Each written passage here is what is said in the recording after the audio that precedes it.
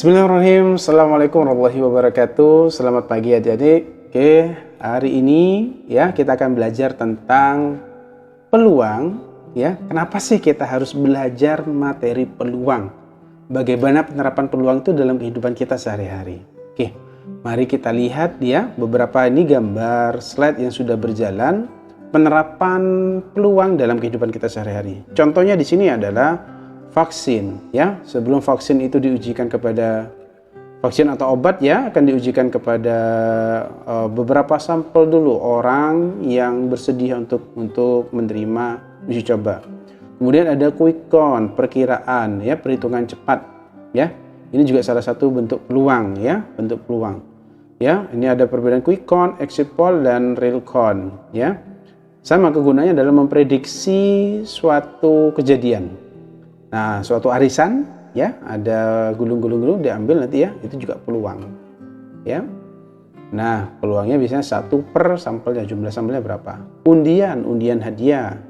Ya. Nah, itu kemungkinan hadiah yang bisa didapatkan ya, salah satu penggunaan peluang.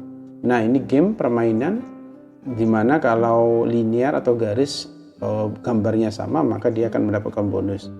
Ini juga permainan yang mengasumsikan menggunakan peluang ya. Oke, kemudian sama masih ada permainan yang menggunakan konsep peluang ya, mengambil garis linier, lurus dan sebagainya permainannya. Kemudian ada juga permainan kartu ya, atau bisa poker dan dadu. Ini juga menggunakan peluang ya. Nah, kemudian ada kelereng atau peloran begitu ya, yang dilemparkan kepada roda yang meja yang menggelinding. Nah, ini beberapa contoh penerapan peluang dalam kehidupan sehari-hari. Nah, sebetulnya sih apa sih peluang itu ya? Jadi peluang itu adalah kita tujuannya adalah mencari nilai harapan yang mungkin terjadi. Penerapannya bisa pada perkiraan cuaca ya, perkiraan cuaca. Kemudian aplikasi pada asuransi jiwa, asuransi mobil, ya, asuransi rumah dan sebagainya. Nah, kemudian strategi penjualan, ya, memprediksi dulu kira-kira barang ini di pasaran bagaimana. Itu juga menggunakan peluang dulu, ya. Pemasaran, penjualan, ya, itu beberapa konsep menggunakan peluang.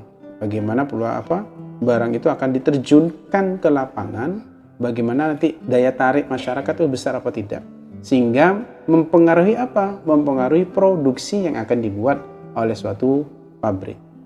Nah, oke ya. Nah, peluang itu sangat banyak manfaatnya ya, penerapannya. Nah, bagaimana contohnya misalkan pada cuaca.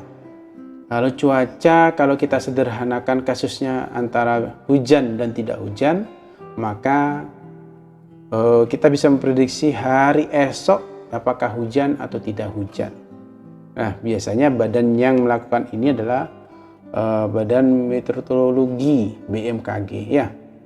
Nah, sehingga apa tujuannya? Contohnya kalau pada cuaca, ini bisa menyiapkan masyarakat. Contohnya kalau besok diprediksi akan hujan lebat, maka masyarakat bisa bersiap-siap apakah membawa payung, membawa mantel atau menggunakan kendaraan yang bisa melindungi dari hujan. Nah, kemudian obat-obatan ya, ini obat-obatan adalah tujuannya adalah sebelum diterjunkan di masyarakat diuji dahulu kepada beberapa sampel. Misalkan 10 sampel. 10 pasien yang sedang sakit batuk, kemudian ada suatu obat yang baru misalkan, kemudian diujikan kepada 10 pasien ini. Seperti itu. Jadi tidak tiba-tiba disebarluaskan ya. Contohnya kayak kasus kemarin vaksin. Vaksin perlu diuji cobakan dulu baru dimasalkan ke seluruh masyarakat Indonesia.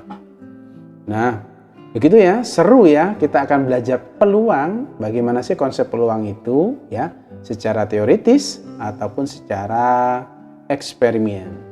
Nah, ikuti keseruan ya materi peluang, bagaimana teorinya, bagaimana konsep dalam matematikanya. Nah, sehingga banyak digunakan dalam penerapan keilmuan lainnya, terutama di ilmu pengetahuan dan teknologi. Oke, terima kasih. Ikuti lanjutan materi pada aplikasi ini. Semoga diberikan kemudahan dan kelancaran dalam memahami materi peluang.